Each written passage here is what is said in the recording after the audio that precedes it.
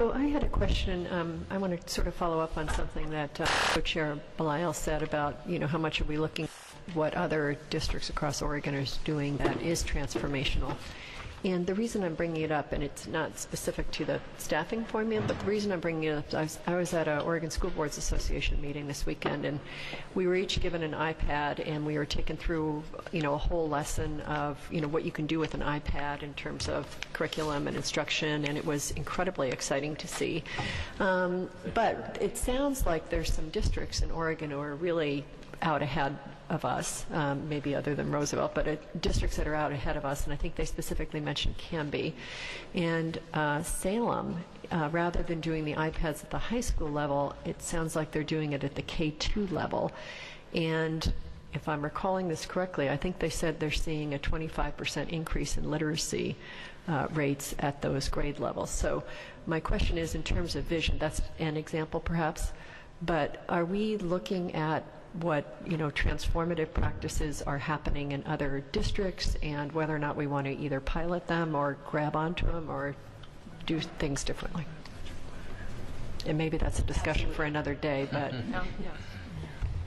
Absolutely. I don't know. Well, anybody knows, I know a little bit about the Canby piece, and they really work to fund innovation. So it was really interesting because they started at a very grassroots level where the district said, we're going to pop for people who are willing to do this and be a part of this to get iPod touches or iPads, and specifically at the time most of them were iPod touches, for teachers.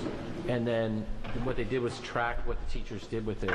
And it was really cool to see, because I've gone and visited there twice, and some of the gains that they got in those individual classrooms were huge. In a district the size of Canby, that small-scale innovation had a pretty big impact because they were able to take some stuff district-wide. Part of that had to do with who their IT guy was, and the fact that he was really able to help push the innovation, basically back off, get the barriers out of the way of people who want to do things really, really differently. So to your comment about transformational, that was an opportunity for them to step way outside of a box and lead the way in some ways. And, yes, that'd be fun. Let me know. Well, they're not buying textbooks anymore. I mean, they're shifting those funds from textbooks to iPads. So, can I just introduce Melissa Goff, who is our Executive Director of Teaching and Learning? So a couple of things. Actually, we have visited Canby. The Office of Teaching and Learning teams and regional administrators have visited there in a couple of work groups this year, looking not only at textbook delivery strategies, but also thinking about innovative ways that we could reach our historically underserved students. Looking particularly in special education and ESL, we actually do have pilots going on in both of those areas. One in our behavior classrooms with iPads, and another with ESL students in partnership with our Sun schools through a grant. So we're definitely moving forward in our opportunities to increase digital access for kids at a time when digital access isn't the sole solution either. So as we see an opportunity, we're in right now in an opportunity with Mount Hood Cable Regulatory Commission that could really transform what we're able to offer to students in technology. We're also about to enter into the English Language Arts, English Language Development adoption cycle.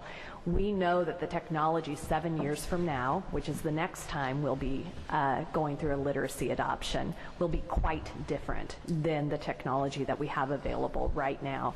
So part of the challenge for our team is navigating how much do we invest right now in technology and how much do we invest in actual books and paper.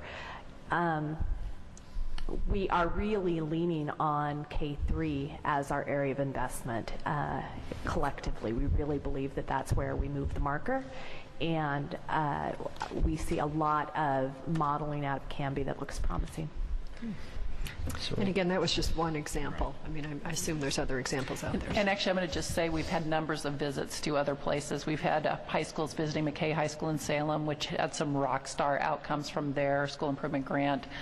We've had schools, folks visiting us here at Roosevelt for the same reason. You heard our early childhood folks talk about visits to Earl Boyles and to Gladstone to see what they're doing. We've got a bunch of people going out and checking out firsthand what's happening in other places. Yeah, and I would also add there are also things going on here in our That own people are in our using. own school districts. So going out to Arleta and looking at what they're doing with their Chromebooks, And going Bobbie out and to Regan. Buckman, seeing the work that Buckman's doing with technology that's been consistently donated to them over the years, and learning how to integrate it into learning. Because if we only use it as another way for textbook delivery, then we're losing the opportunity, right? Huge.